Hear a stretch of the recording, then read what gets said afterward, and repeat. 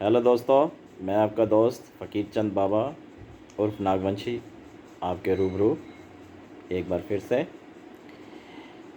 दोस्तों, काफ़ी समय से मैंने कोई सुजेशन या मोटिवेशन नहीं डाला है, इसके लिए मुझे खेद है और मैं आप लोगों से माफ़ी भी चाहता हूँ कि आपसे मैं थोड़ी देर के लिए दूर रहा। आज जिस विषय पे हम बात करेंगे वो विषय बहुत ही इम्पॉर्टेंट है। वो विषय है सावन का महीना। सावन का महीना चल रहा है, हैप्पी सावन डेज़। सावन के महीने में भगवान शिव का आराधना किया जाता है, जैसे कि आप सब जानते भी हैं। कुछ लोग फास्ट रखते हैं, लेकिन सावन का महत्व हमारे जीवन में क्यों ज़्यादा माना जाता है मैं शॉर्टली बताऊंगा आपको।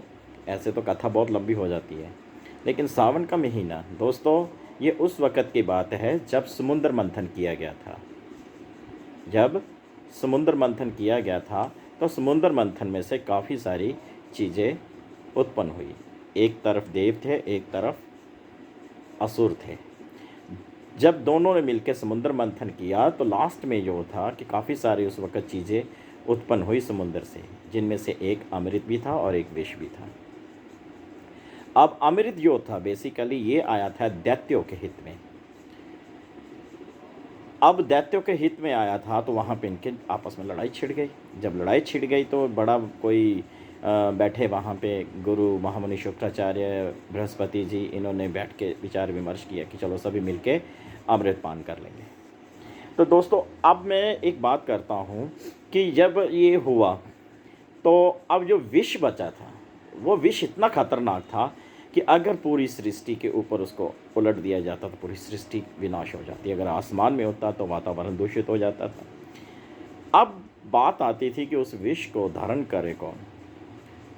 तो आपको पता ही है, बाबा भोलेनाथ, सब देवताओं ने सब ने मिल के बोला, बाबा भोलेनाथ से गुहार लगाई, प्रार्थना की, तो बाबा भोलेनाथ ने उनको कंठ में रख लिया। जैसा कि आपको उदाहरण के तौर पे मैं बता दूं कि यदि किसी को कोई कोबरा काट लेता है या कोई भी सांप काट लेता है जो जहरीला होता है, तो उसका जो जहर होता है वो बंदे के अंदर इतनी हीट पैदा कर देता है जिससे नसों के अंदर नुकसान होना शुरू हो जाता है, नसें फटना शुरू हो जाती हैं, हार्ट जो डैमेज होना शुरू हो जाता है, तो बंदे की मृत्यु हो जाती है। ऐसे ही उस विष का भी असर भगवान शिव पे होने लगा। जब होने लगा तो उन्होंने गुहार लगाई, परमपिता परमेश्वर वाल्मीकि महाराज की आराधना की। जब परमपिता परमेश्वर वाल्मीकि महाराज की उन्होंने आराधना की कि हे प्रभु, मैंने सृष्टि के हित के लिए ये जो मैंने विष है अपने कंठ में रखा है, लेकिन अब इसकी जो जलन है, इसकी जो पीड़ा है मुझसे सही नहीं जा रही है।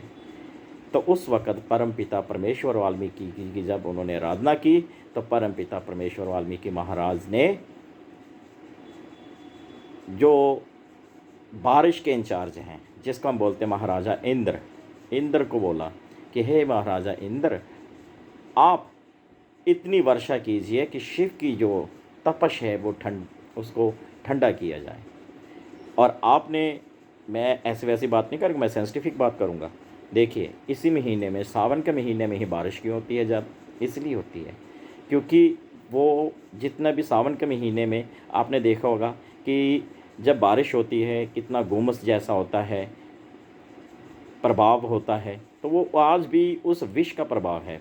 तो इसीलिए जब परम पिता परमेश्वर वाल्मीकि की आराधना करने के बाद भगवान इंद्र देव ने वर्षा की तो शिव के ऊपर इतना पानी बरसाया गया कि उनकी जो तपश थी वो ठंडी हो गई। और परम पिता परमेश्वर वाल्मीकि महाराज ने स्वयं उनको जो विष की पीड़ा थी उसको कम करने के लिए, बिल्कुल ख़त्म करने के लिए शिव को वरदान दिया अजर अमर त्रैकाल का, और अमृत पिलाया उनको, जिससे शिव, जैसे कि मैंने कई भजनों में भी सुना है, जहर पी गया शिव कोई न संभाले, हे परम पिता परमेश्वर वाल्मीकि मुझे बचा ले, मुझे बचा ले। ये राही जी की कलम से निकला हुआ भजन है। और अगर हम ग्रंथों को अच्छी तरीके से देखें तो उसमें भी हमें ये उल्लेख मिलेंगे। इसलिए सावन का जो मास है, इस मास में हम भगवान शिव की आराधना करते हैं और शिवलिंग को जल अर्पित करते हैं और शिवलिंग की पूजा भी करते हैं। और शिवलिंग को इसलिए पूजा जाता है क्योंकि शिवलिंग एक सृष्टि को आगे बढ़ाने का प्रतीक है। सृष्टि का एक वो प्रतीक है जिससे सृष्टि की उत्पत्ति हुई है। ये थी सावन महीने की। और सावन महीने के मैं बारे में आपको और भी आगे जानकारी दूंगा ऐसे ही। और मैंने पिछली वीडियो में भी कहा था कि मैं कर्ण के ऊपर भी बात करूंगा, वो योद्धा, महाभारत का योद्धा, लेकिन वो मैं दूसरी वीडियो में करूंगा क्योंकि वो टॉपिक बहुत लंबा है। कर्ण क्या चाहता था। तो समाप्त करने से पहले आप लोगों से मेरी हाथ जोड़कर बेनती है, गुजारिश है कि आप मेरे चैनल को सब्सक्राइब करें और शेयर करें। इससे मेरी हिम्मत बढ़ती है और मैं आपको नई नई जानकारियाँ भी दूंगा, नई नई मोटिवेशन भी दूंगा, बिज़नेस के रिलेटेड भी आपको बताऊंगा बिज़नेस को कैसे सेट करना है। और जो स्टूडेंट लोग हैं उनके साथ भी मैं किसी भी किस्म का जो सब्जेक्ट होगा उसके ऊपर भी बात करेंगे। आप मेरे कमेंट में लिख सकते हैं वो क्वेश्चन। जय भीम, जय भारत, जय वाल्मीकि, हर हर वाल्मीकि, जय हिंद।